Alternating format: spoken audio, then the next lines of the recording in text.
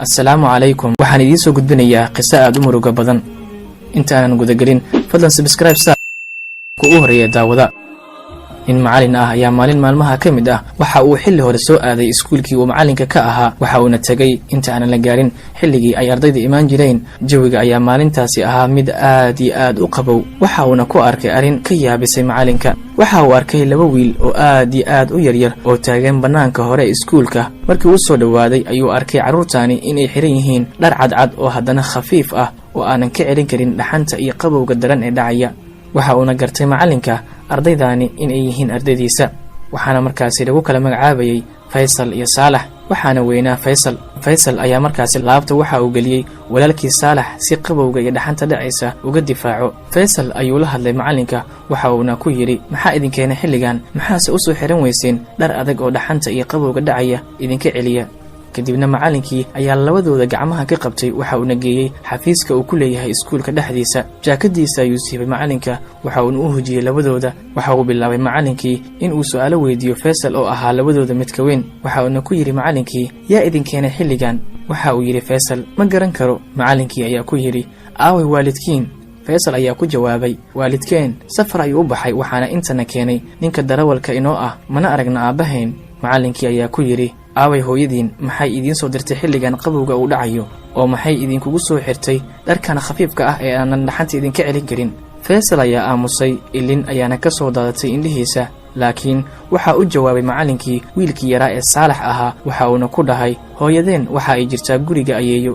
waxa uu weydiiyay macallinkii maxay idinkaga tagtay xilliga ay bixisay kadibna waxa hadlay Faysal waxa uu yiri macallin maalin maalmaha ka mid ah ayaa aabaheen garaacay hooyadeen wuuna furay waxayna aaday guriga ayeeyo oo ay naga tagtay kadibna waxa isla ooyay labadii wiil ee Faysal iyo Saalax ahaa macallinkii ayaa isbedelay dareenkiisa kadibna wuu la ilmeeyay waxa uu weydiiyay macallinkii hooyadiin ma idin soo booqatay miya Faysal ayaa waxa uu ku yiri aabaheen markii uu guursaday eedadeen inooma ogolaanin in ayna soo booqato hooyadeen waxa uu ku yiri macallinkii Faysalow xaaska uu guursaday aabaha saw idiima jecla sidii hooyadiin ay idin jecleed oo kale waxa uu yiri Faysal maya inooma naqan oo inooma jecla sidii hooyadeen oo kale wayna nadishaa waxa uu weydiiyay macallinkii yaa idin labisa dharkana idin dhaqa raashinkana idin diyaariya waxa uu yiri aniga ayaa diyaariya dharkii aan ku libisan lahayn aniga iyo walaalkay Saalax macallinkii ayaa waxa uu bilaabay in uu ilmeeyo isagoo markaa isku dayaya in uu dhiirigeliyo Faysal iyo walaalkii waxa uu ku yiri in rag ayaa tahay ee hadda hooyada ma ka warhaysaa waxa uu yiri maya macallin kama warhayo hooyaday in ay dhimatay iyo in ay nooshahay in kale macallinkii ayaa waxa uu yiri isagoo si hoose markaa isku dhahaya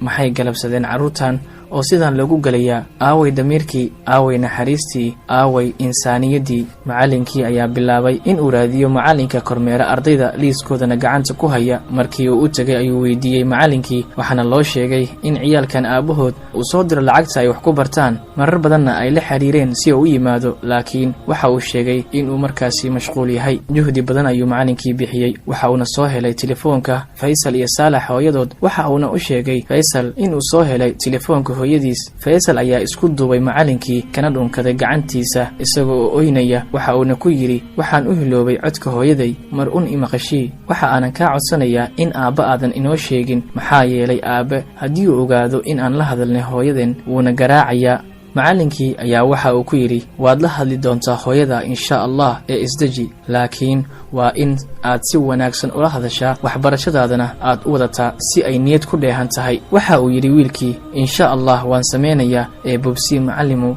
ila hadashii hooyaday macallinkii ayaa wacay telefoonkii waxaana ka qabtay telefoonkii Faysal iyo Saalax ayayadood waxaana ku yiri ma joogtaa Faysal hooyadiis waxa ay tiri ayayadii waa kuma qofka doonaya Faysal hooyadii waxa uu yiri waxaan kala soo hadlayaa iskuulka aniguna waxaan ahay macallinka Faysal iyo Saalax ayayadii waxa ay tiri anigu waxaan ahay Faysal iyo Saalax ayayadood maxaa ku dhacay Faysal iyo Saalax maxaa la soo gudboonaaday ii sheeg wiilkaygiyow oo in ayna markaa iscelin weysay ayayadii waxayna telefoonkii u dhiibtay Faysal hooyadii iyada oo oynaysa ayay ku tiri macallimow sidee yihiin carruurtayda waad ii bishaareystay ilaahay jannada kugu bishaareeyo macallinkii ayaa ku yiri hooyadii dhashay Faysal iyo Saalax marka hore isdaji kadibna mar labaad ayay ka dalbatay macallinkii in uu la hadashiyo carruurteeda waxayna tiri ilaah baan kugu dhaartay 5 bilood ma aanan maqlin ciyaalkayga hadalkooda. Macallinkii ayaa naftiisa ku yidhi, subxaanallah, aaway naxariistii, waa kuma qofka kala geeyey hooyadan iyo carruurteeda? Macallinkii iyo hooyadii oo wada hadlaya ayaa telefoonkii dafay Faysal, waxa uuna dhahay hooyo hooyo, isaga oo oynaya. sidoo kalena hooyadii ayaa la ilmaysay. macallinkii qudhiisa waa uu ooyey, wuuna ka dhaqaaqay dareen qalbigiisa buuxiya dartii si uu isaga dhex baxo quluubtan isku hilowday. sidoo kalena Saalax ayaa la hadlay hooyadii si kalgacayl, isagoo ooyin iyo xiise isku daray. intaa kadib hooyadii ayaa waxa ay ka codsatay macallinkii in uu la soo hadashiyo mar waliba oo ay yimaadaan iskuulka. sidoo kalena waxay ka codsatay in uusan u sheegin aabbahood. macallinkii ayaa intaa ka ballan qaaday, waxa uuna ka dalbaday hooyada laftigeeda in niyadda ay u dhisto oo ay dhiirigeliso si waxbarashadooda